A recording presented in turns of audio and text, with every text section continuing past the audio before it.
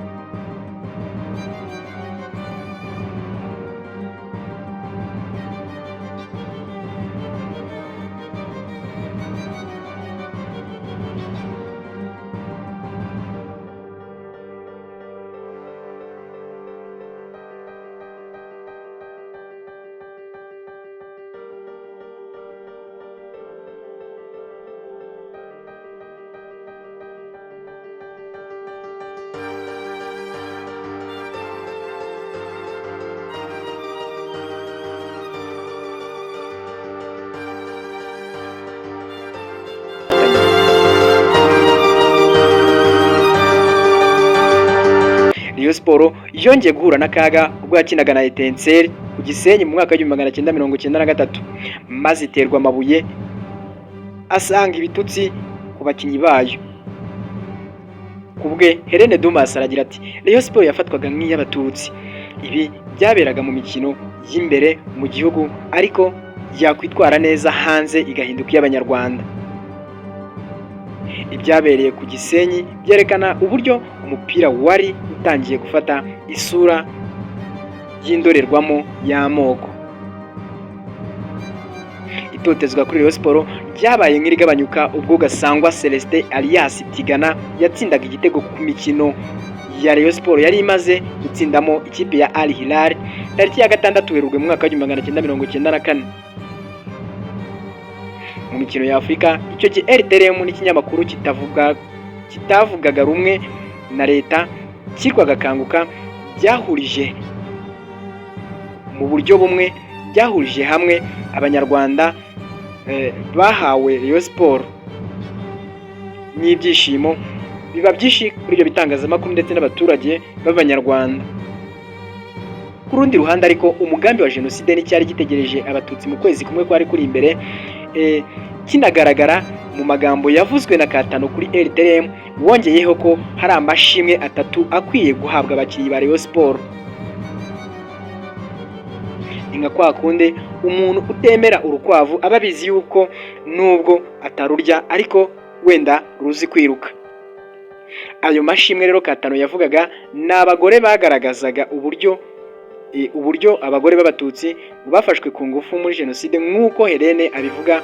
Hari kandi inka zatemaguwe muri jenoside n'inzoga nk'ikimenyetso cyo kumena amaraso. Ibyo ngibyo byose byakozwe muri jenoside yakorewe abatutsi mu mwaka wa 1994.